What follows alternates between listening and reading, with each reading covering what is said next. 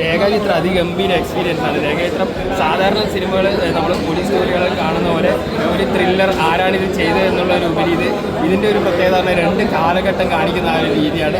40 വർഷങ്ങൾക്ക് മുമ്പ് ഒരു സിനിമ ലൊക്കേഷനിൽ നടന്ന സംഭവം അത് ഈ കാലത്ത് അന്വേഷിക്കുമ്പോൾ ഉണ്ടാകുന്ന വെല്ലുവിളികളും പിന്നെ ഒരുപാട് നൊസ്റ്റാൾജിക് മൊമെൻറ്റ്സ് ഉണ്ട്. നമ്മൾ സിനിമ പ്രേമികൾക്കും അതായത് മമ്മൂട്ടി മാത്രമല്ല നെടുമുടിയാണ് ഭരതൻ സാർ ഇങ്ങനെയുള്ളവരുടെയൊക്കെ സ്ക്രീനിൽ കാണുമ്പോഴുള്ള ഒരു ഫീലിംഗ്. അപ്പോൾ 2024 പോലെ തന്നെ 2025 ആസിഫ് അലിയുടെ ഗംഭീരമായ തുടക്കമാണ് രേഖാചിത്രം എന്ന സിനിമ. ഇതിനകത്ത് യൂസ് ചെയ്ത ടെക്നോളജി AI ടെക്നോളജി പിന്നെ 2 കാലഘട്ടത്തെ പീരിയഡ്സ് കാണിച്ചിരിക്കുന്ന ടെക്നിക്കലി പെർഫെക്റ്റ് ആണ്.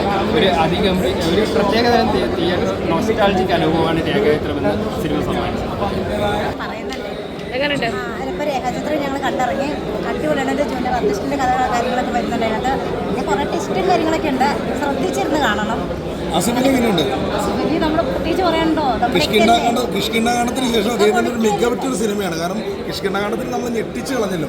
അത് ഇതിനകത്ത് ശരിക്കും വർക്കൗട്ട് ചെയ്യുന്നുണ്ട്. കാരണം വെച്ചാൽ ഓരോ ക്യാരക്ടർ പോലീസ് ഓഫീസറാണ് വേണ്ടി ബോഡിയൊക്കെ അതിൻ്റെ രീതിയിൽ കൊണ്ട് പിന്നെ അതുപോലെ പ്രീസ്റ്റ് എന്ന സിനിമ നമുക്ക് ഒരുപാട് വ്യത്യസ്തം സമ്മാനിച്ച മമ്മൂക്കയുടെ സിനിമ. പക്ഷെ അതിനേക്കാളും വേറെ ലെവലാണ് ഈ സിനിമ. കാരണം ഓരോ രംഗങ്ങളും നമ്മൾ ത്രില്ലടിച്ചിരുന്നൊരു പടമാണ്. കാരണം എന്ന് വെച്ചാൽ എന്തായാലും പടം ഗംഭീരമാണ്. എന്ത് പറഞ്ഞാലും പടം സൂപ്പർ സിനിമയാണ്. കാരണം കാണേണ്ട ഒരു പടം തന്നെയാണ്. കാരണം പഴയ കാലഘട്ടമൊക്കെ ആഡ് ചെയ്തിരിക്കുന്ന കലാസംവിധായകർക്ക് നമസ്കാരം. പഴയ കാലഘട്ടം അന്നത്തെ കാലഘട്ടമല്ലേ ആ സിനിമാ മാസികകൾ അതുപോലെ തന്നെ ഒരു വീട് എല്ലാം ആഡ് ചെയ്തിരിക്കുന്ന കലാസംവിധായകർ മികവറ്റ രീതിയിലാണ്. അതൊക്കെ തെറ്റിയിരുന്ന പടം കണ്ടത്. കാരണം അതുപോലത്തെ പെർഫോമൻസ് സൂപ്പർ സിനിമ. അനശ്വര വേറെ ഒരു പഴയ ഒരു ലുക്കിലേക്ക് വന്നപ്പോൾ നല്ല മാറ്റം ഉണ്ടായിരുന്നു. നല്ല ഗംഭീര പടം തന്നെയാണ്. അനശ്വര ആസിഫിലേക്ക് വേറെ ലെവൽ പ്രീസ്റ്റ് കൊണ്ടുപോയി. പ്രീസ്റ്റിന് ശേഷം എത്തിയിരിക്കുന്ന ആസിഫിനും രേഖാചിത്രം സൂപ്പർ.